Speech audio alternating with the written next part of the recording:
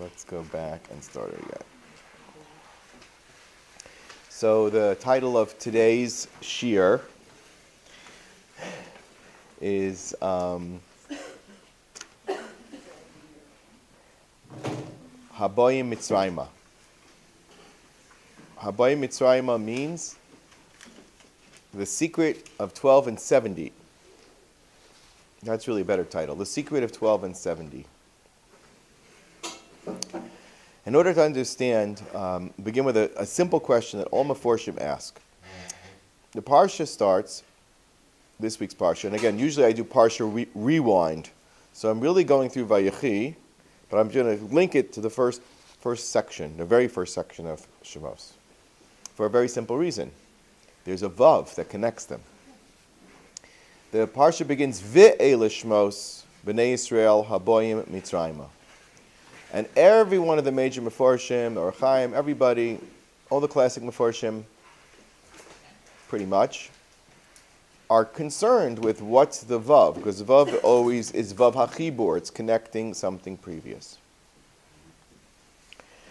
Now, what is it connecting to? To the very end of Vayechi. What happens at the very, very end of Vayechi? It's the promise that Yosef makes his brothers take, that they will take him out of Mitzrayim. So he is identified in that moment as the key to them leaving Mitzrayim. So just like we had at the end of last week's Parsha, the very fact that the absolute truth, the unequivocal truth, that Yosef told them, Pakod Yifkod, you will definitely come out of Mitzrayim, and my Atzamos will take you, and according to Chazal, will lead you. So too, we had to hear that as we enter Mitzrayim, Ve'ele Shmos, because we're not going down there without an agenda. The agenda is to destroy the Galus, but more importantly, to transform ourselves via the Galus.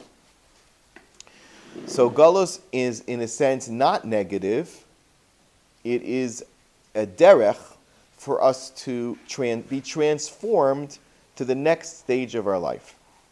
I don't know, it's something very interesting that in the world of psychology also, people say it's, and I think it conforms to the Torah idea, to look at your life in sequences of 7 years.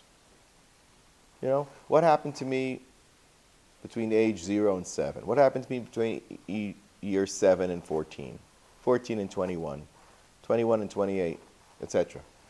If you look at your life, and you can look at it in a positive sense as progression, as progress, you might find that you are in very different locations. I know for me that's the case. You start out that 7-year period in one geographic location, you'll end that 7-year period in a completely different place. There's a completely different matzav chayim. And that's not surprising, because 7 is a hashlama, is a completion, is a Shabbos, where you go through. On a larger level, that's the same way with Klal Yisrael.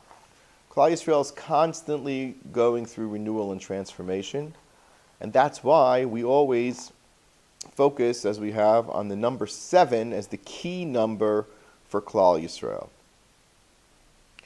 Now, how many neshamos of Klal Yisrael were there that were boyim Mitzrayim? 70, exactly. So what do you see? You see that the coming down to Mitzrayim is about perfection, perfecting, completing a cycle. 70 times 10, 10 which is shleimut, say 10 svirot, say it's the complete cycle. Klal Yisrael is going down there to create shleimut, geula. Now, let's understand that the key numbers of that first phrase are as follows. It says, Ve'ele Shmos Yisrael by Mitzrayim. By the way, if you take the Vav from the beginning of Vayechi Yaacov, and take the Vav from Ve'ele Shmos, forms 12 Shvatim. That's exactly how many people went down to Mitzrayim. Vayechi is a parsha stuma. It's a closed book, because Klal Yisrael is entering an enclosure, a restriction, a prison of sorts. Okay? But it's not a prison really. It's a crucible for change and elevation. Right? Everybody knows, like, when you close the oven on something, that's when it starts to cook. Right? Leave the oven door open, half-baked, as they call it. Half-baked. You want something to really be mivushal, you seal it in. And that's what Mitzrayim was for Klal Yisrael. It was like, they called it like a kivshan ha'ish, right? It was a kiln, I think the word is, K-I-L-N, in which you purify metal, right? You burn it off so it becomes pure. You burn off all the shaping. So, and this is a positive sense of looking at Golus from a different paradigm. You're not going into Golus because, I did sins, Hashem is punishing me. That's really not the whole story. The real story is that you're ready for the next level, and therefore, whatever you're doing now is not the will of Hashem. He wants you to do something different. He wants you to take it to the next level. So the Golus is to go there and get back into the kiln until something rebake yourself. It's like kind of like a microwave. We took my son out for his 12th birthday. He feels like it's not fair that his childhood is ending so quickly. He said to me, "Can I get a few more years of childhood?" I said, "Listen, Hashem wants to make you the change. You're being put into your 13th year. This is the year. You're going to come out mevushal, a ben mitzvah, a bar mitzvah." So I gave him. We took him out to a fancy restaurant in Yerushalayim, and he had a beautiful meal. He brought back the leftovers, and this morning he ate the leftovers in his lunch bag. But I had to put it in the microwave because it's not good what was done last night. You got to warm it up again every time. We need a little bit microwaving. That's what the Kor HaBarzel was. And in this sense, although one can never speak about these things, but only in B'derech Bigadol, Klal Yisrael went through the ultimate furnace, which was not the first one being Mitzrayim, in which 80% of Klal Yisrael was lost. 80%. And all the chaff was burnt away, till the core neshamos, which were how many neshamos? 70 neshamos, reached their purification, but not just through the number 70, through becoming 12 Shvatim. Klal Yisrael entered Egypt for the purpose of becoming 12. How do I know? Because that's what the pasuk says. Ve'ele Shmos b'nei Yisrael. These are the names of b'nei Yisrael. Haboy Mitzrayma. What do I need names for? Just say Ve'elu b'nei Yisrael haboy Mitzrayma. Question number one. I don't need any shemos. What do I need names for? I don't know their names. I had the whole Sefer Bereshis. In Vayigash, all these 70 souls were enumerated name by name. What does it mean these are the names of b'nei Yisrael? What does Shmos mean? Second of all, Habaim Mitzrayma. Anybody have a problem with that diktuk? For those of you who know a little diktuk, what tense is Habaim? Past, present, or future? Baruch atah Adonai Eloheinu melech haolam v'shakol olam. What does Habaim mean? How would you say that they went to Egypt? Sheba'u. Or right? How would you say that they will go to Egypt? Sheyavo. What does it mean, Habaim? They're coming now. One second. They're not coming now. Historically, this happened, according to Rashi, after they passed away. This pasuk is talking about them after they passed away. And they passed away living in Mitzrayim, every single one of them, starting with Yosef, of course starting with Yaacov, but then Yosef at age 110, as we learned at the end of Vayechi, and all the Shvatim outlived Yosef, and the longest one to live was Levi. And when Levi passed away, the Shibud hit full tilt, but the Shibud started the minute Yaakov died, which is a very, very important point from last week's parsha. Everybody remember, what happened to the relationship between Yosef and his brothers after the burial of Yaakov Avinu? What happened to that relationship? Did it improve? Was it the same? Did it deteriorate? It deteriorated. It says, and the brothers saw that he was different. Chazal tell us because they weren't invited to his table anymore. Why not? Why weren't they? What happened here? So, Chazal tell us, many of the Forshim say, is that The problems with the Jewish people started already in the lifetime of Yaakov.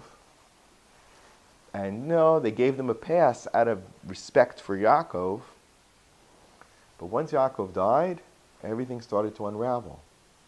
So now Yosef doesn't want to invite his brothers to party with him at the palace. Why not? Because there's a lot of negative feeling towards them. Said that it depended, he didn't know where to sleep. That's also. And that's the same problem. Klal Yisrael now became discombobulated and disorganized, which is what Golus is all about. The unit of 12, as Bezos Hashem will explain, has a very fixed structure. That structure fell apart the minute Yaakov. That's another way of saying it. Things weren't the same. Things were becoming undone. And when you become undone, like when there's chet and you're going into Golus, things hit the rocks, start getting rocky, troublesome, difficult. If Yosef invites his brothers, not only does he have a dilemma about where to seat them to cause internal conflict between them, right? But what else is the problem? External conflict. Because the Egyptians were not so thrilled with Yaakov and with Yosef and his brothers anymore. The question is, why not? What did Yosef ever do wrong to them? And the answer is something truly amazing. Again, so the premise is that Yosef distanced himself from him because what's going to happen if Yosef really favors them? What are they going to look at Yosef? What are they going to say to him? How is their view of Yosef going to be? Is that going to enhance his power or diminish his power? Diminish it, because he says, he's an outsider, right? And therefore the trust in Yosef and his power will diminish. And with Yosef's power diminishes, what happens? The minute Yosef is gone, Asher lo yadas Yosef, they're falling into the terrible shibud. Yosef didn't want that. Yosef wanted to retain his power for as long and as strong as he could. He could absolutely not cavort with his brothers for fear that his influence would go down, which it already was, and I'll tell you how. Remarkable Chazal, many of you know it. Yaakov comes down to Mitzrayim with his brothers. What was Yaakov's encounter with Paro? In other words, because it says, Eila Shmos b'nei Yisrael. Again, let's hold on to our questions. Question number one is, why do you have to have Shemos? Question number two, it says, Es Yaakov ishu beiso ba'u. Es Yaakov, strange word. Es Yaakov ishu beiso ba'u, and their families came. Okay, fine. What do I need to know that for? The families were a lot more than just the original 12 people, in which it lists Reuven, Shimon, Levi, Issachar, Zvulun, Binyamin, Dan, Naphtali, Gad, Asher. That's the 12. And then it immediately segues into Vayechi, Kol Nefesh, Yotze, Yerech, Yaakov, again mentioning Yaakov, Shivim Nefesh. This is the extension of Yaakov. Yaakov's coming to Mitzrayim. And Yosef, Haya b'Mitzrayim. And Yosef was already there. So what's happening is Yaakov, much as the storyline was, Yosef was in Mitzrayim, and Yaakov's entering Mitzrayim in the form of his 12 sons, in the form of his 70 descendants. So it's really not about these specific people. It's about Klal Yisrael entering Golus. Yaakov, the collective Yaakov.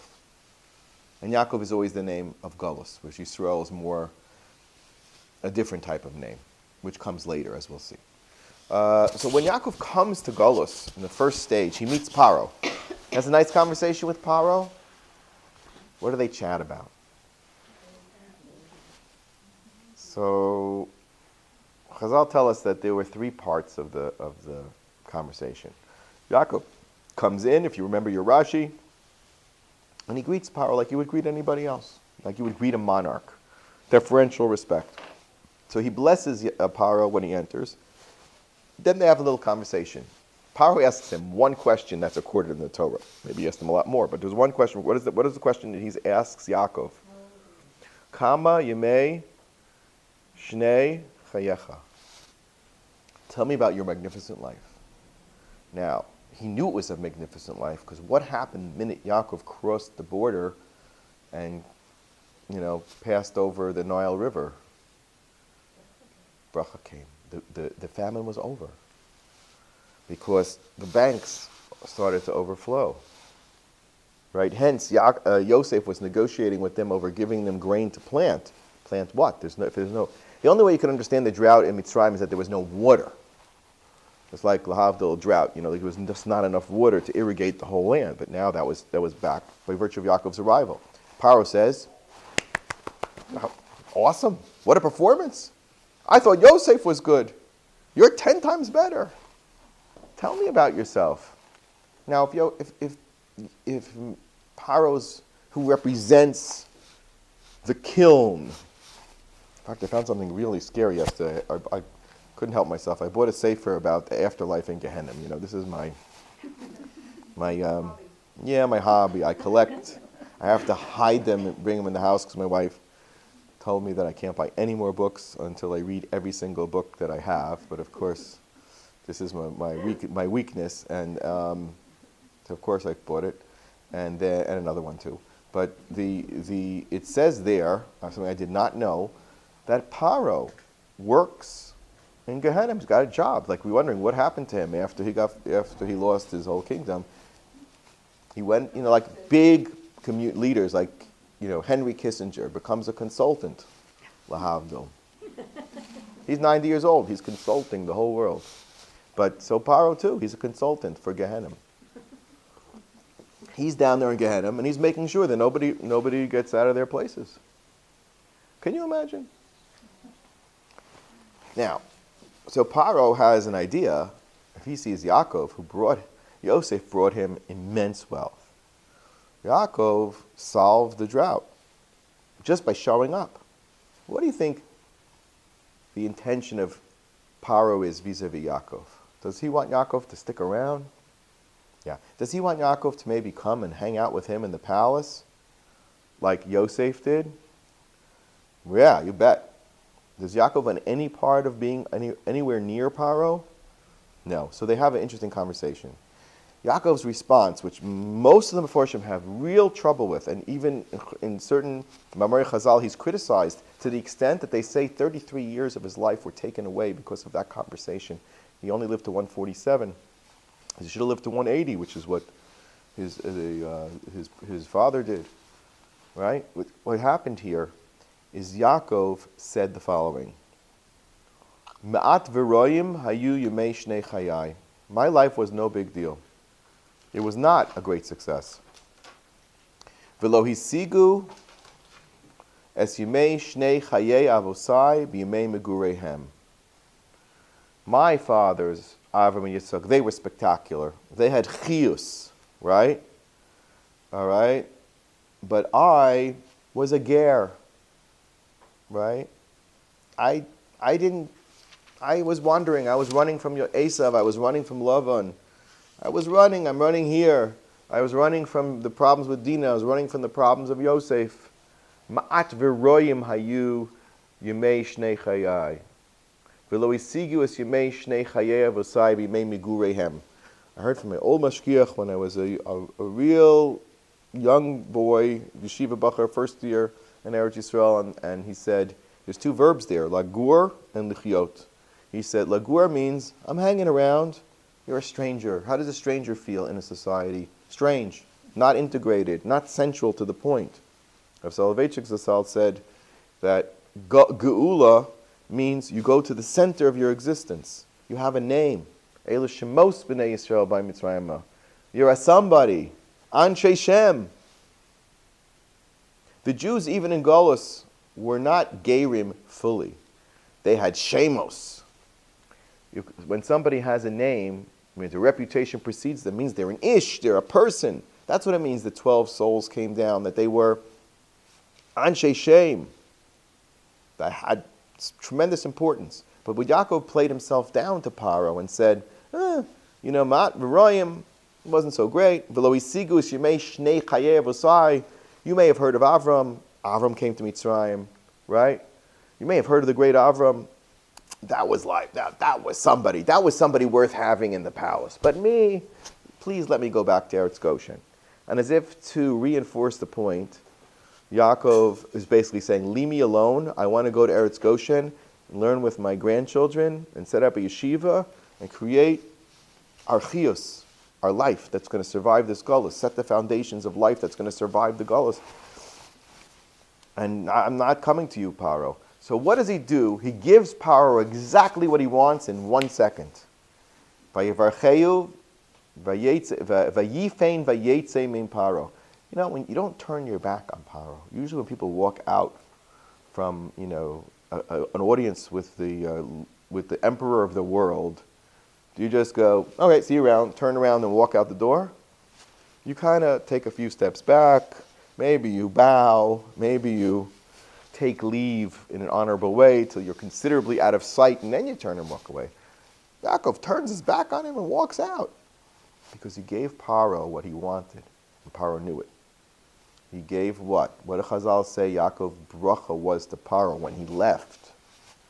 That the Nile would start to rise in honor of not Yaakov, but in honor of who?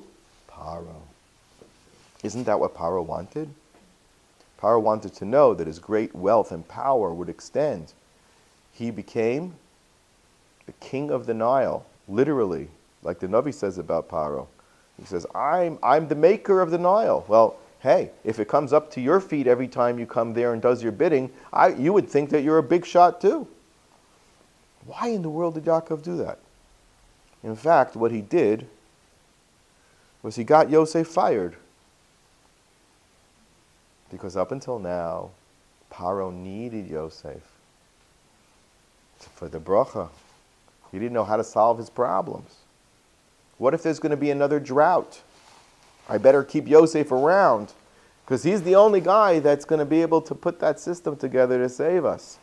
In fact, some Mefarshim say, Medrash says, that the nations of the world, surprise, surprise, didn't want Yaakov to be buried in Hebron because it's one of those places where it's illegal for a Jew to be, don't you know?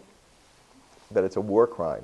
It's a crime against humanity to take a piece of land in Hebron that may be rightfully ours and bury a Jew there. Are you kidding? This is an international incident, and so it was. Nations of the world did not want Yaakov to be buried in Hebron because it meant that they would have to accept the fact that Eretz Yisrael belongs to the Jews. So they came to fight. And but most of them, all of them except for Esav, ran away when they saw the crown of Yosef on the Aron of Yaakov. Why? Because they said, that's the guy that fed us in the famine. If we go against him, we're doomed. Hence, the Yosef of Yosef Hayab in Mitzrayim means he's in Mitzrayim protecting us because the Goyim need us and can never exterminate and gull us for their own personal selfish interest. Ultimately, whenever Jews did survive pogroms and hatred in the worst places, it was because they provided an excellent opportunity for economic benefit for the local population, whoever it was. They were invited to Poland gladly. Come away from the really Catholic Europe that hates you. Come because you're going to build our country, and they did. Come this country, and they did. Everywhere they go, there is the experience of Yosef HaMashbir. So what's happening is that Yaakov's coming to Mitzrayim.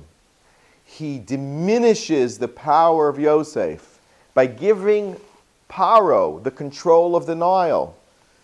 That's the very beginning of the end. Yaakov hastened and accelerated the Geula by having them start the process, enter the kiln, open the microwave door and jump in because Paro's now in charge. And Paro's going to now think of himself as an Oved Avodah Zarah. At that very moment, Yosef became marginalized. And at that very moment, Klal Yisrael became a burden because who needs them? And who needs even Yaakov? Yaakov, maybe they'll keep around in case anything goes wrong with what he gave over to Paro. But beyond that, no. And that was the Habayim Mitzrayim. Now, I want to say that if we really want to understand this principle, let me just, so far so good, everybody good? What did we learn so far? We learned that Klal Yisrael were Shmos going into Mitzrayim, meaning they went there for the task of growing even greater. They didn't go there to disintegrate and die. They came to go to the next level. And that next level is, what was the first level? 12. What's the second level? Shiv'im. What's the difference? Okay.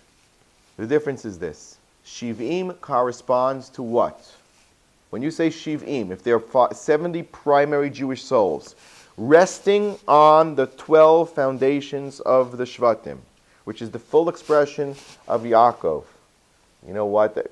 Really it was supposed to be 6 tribes from Esav, 6 tribes from Yaakov, right? And ended up being everything had to come out of Yaakov. It was supposed to be 12 coming out of Yosef. It ended up being just Yosef splitting into 2. Everything got messed up because that's how things evolve. It's messy. They grow. Not necessarily ideally, but they do grow. So the 12 building blocks of Klal Yisrael, that Yaakov took each stone and put it on his head, that he put each one of them around his aron and said, walk me to Hebron, the same way you're going to walk out of Egypt. You know that that's exactly the configuration they did as they carried Yaakov's aron is the same way they traveled in the desert. Each one of the 12 tribes with its configuration. 3, each one around the central core, which is Yaakov Avinu. It's the symbol of Klal Yisrael walking in the desert. And the crown of Yosef was on top of the aron, meaning that there's 2 cores. There's always 2 cores, as it was in the desert. Machane Leviyah and Machane HaShechina. The Shechina is Shiur with the Tzaddik. So that's why there was a crown and the aron. The aron represents the Aron Kodesh. Okay? That's Klal Yisrael's structure. But it expresses itself in terms of 70. Okay, tell me all the 70s. What 70s have you got? Why 70? First of all, how do you even get to 70? Truth is, it's not 70. It's 72. Why is it 72? Because you have the 70 neshamos plus what? Plus what? Well, Yocheved was included in the 70, some say. And because think about if the 12 tribes represent 70, but that's not, how do you get from 12 to 70? What number multiplies 12 into 70? Nothing. What multiplies is number 6. 6 multiplies 12 into 72. So the real number is 72. 70 of the core of Klal Yisrael, and on top of them 2 things.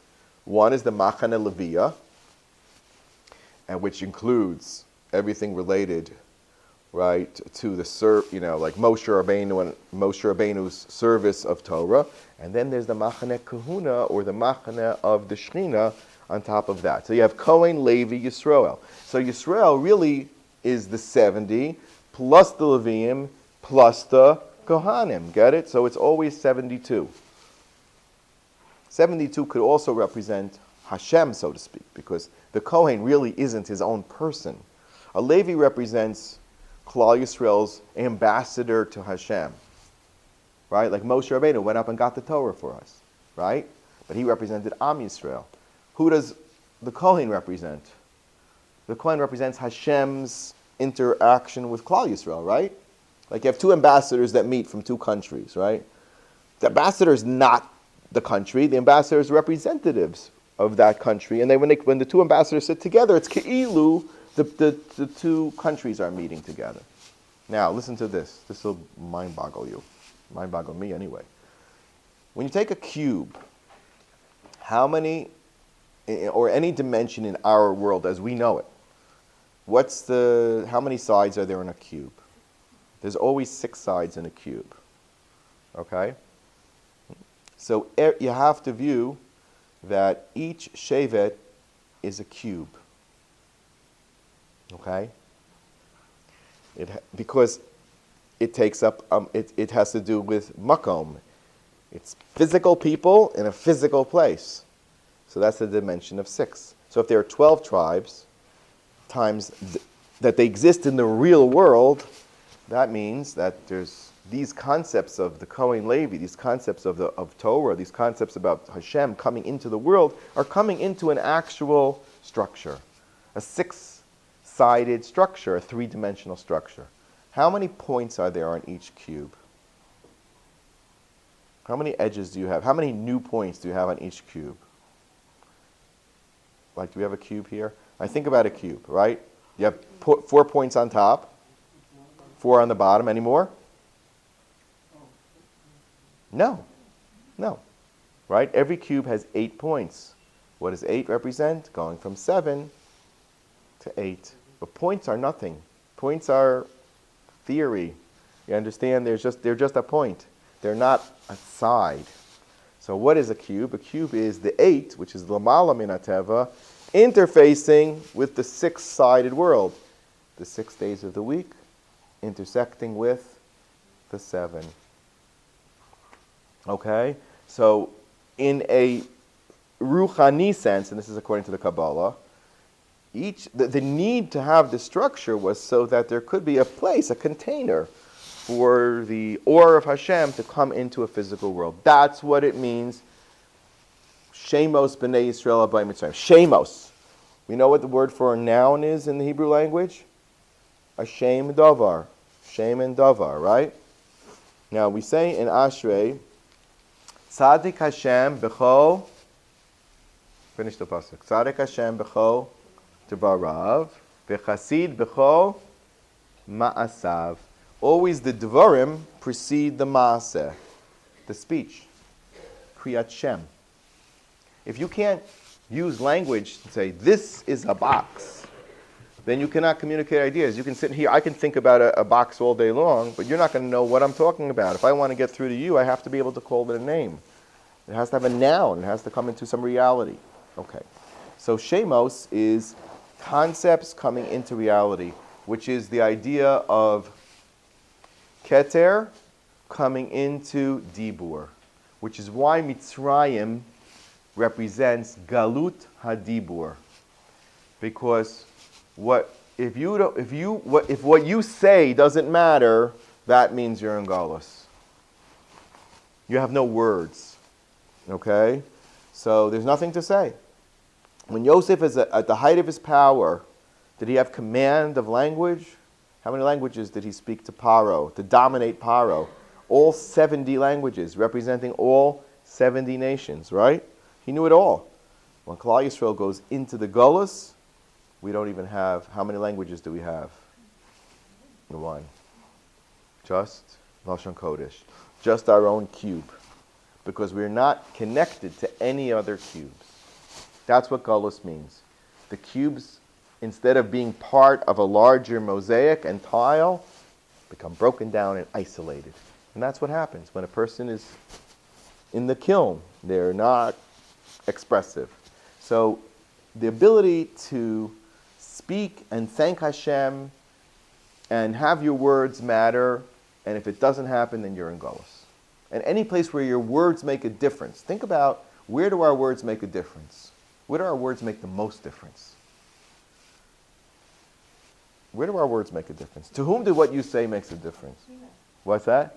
Tefillah to Hashem. Where else? Hoda'ah to Hashem. And maybe to those people around you that you can influence. Whether it's your children or your friends or your community, you have words that make a difference to whatever extent you do. That means you're not in Golus. A Jew is never really in Golus because he always has the ability. That's Eilish Shmos b'nei Yisrael habayim Mitzrayim. Even when we go into Mitzrayim, we